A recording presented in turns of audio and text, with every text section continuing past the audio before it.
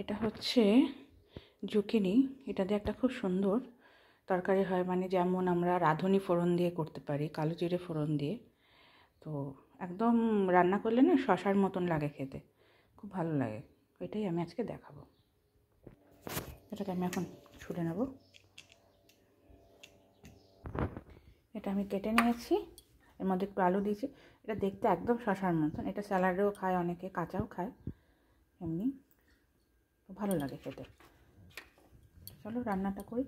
কড়াই বসিয়ে দিয়েছি, অন করে নিই। কড়াইতে তেল দিয়ে দিয়েছি, তেল গরম হয়ে গেছে।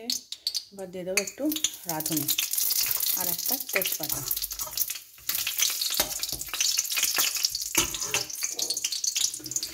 এবার এগুলোকে আমি দিয়ে দেবো।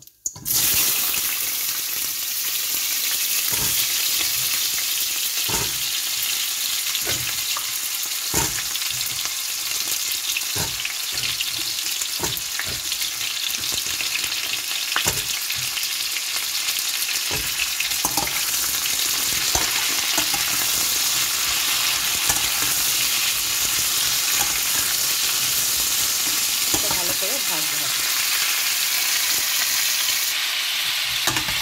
এটা ভাজা ভাজা হয়ে গেছে। এবার দেবো নুন,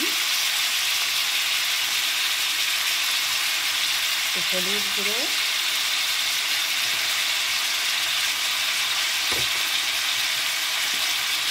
জিরে গুঁড়ো,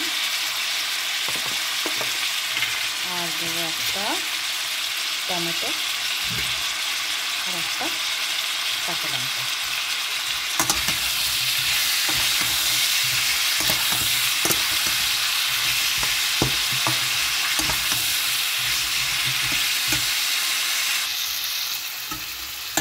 এটা কষে গেছে। এবার আমি এর মধ্যে দুটো ডিম দেবো। আপনারা চাইলে চিংড়ি মাছ বা যে কোনো মাছ দিয়ে করতে পারে।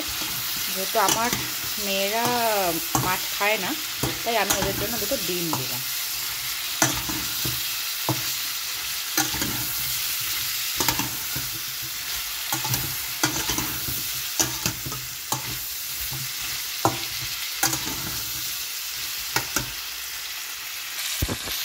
এবার এর মধ্যে দিয়ে দেবো একটু উষ্ণ গরম জল।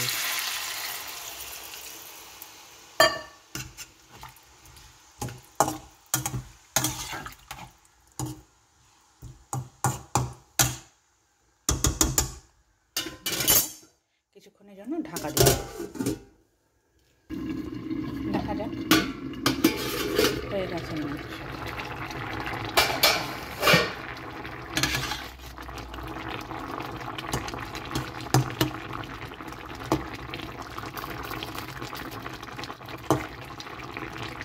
এটা একটু ঝোল ঝোলও রাখা যায়, আর একদম মাখা মাখা বা শুকনো শুকনো করা যায়, ভালোই লাগে।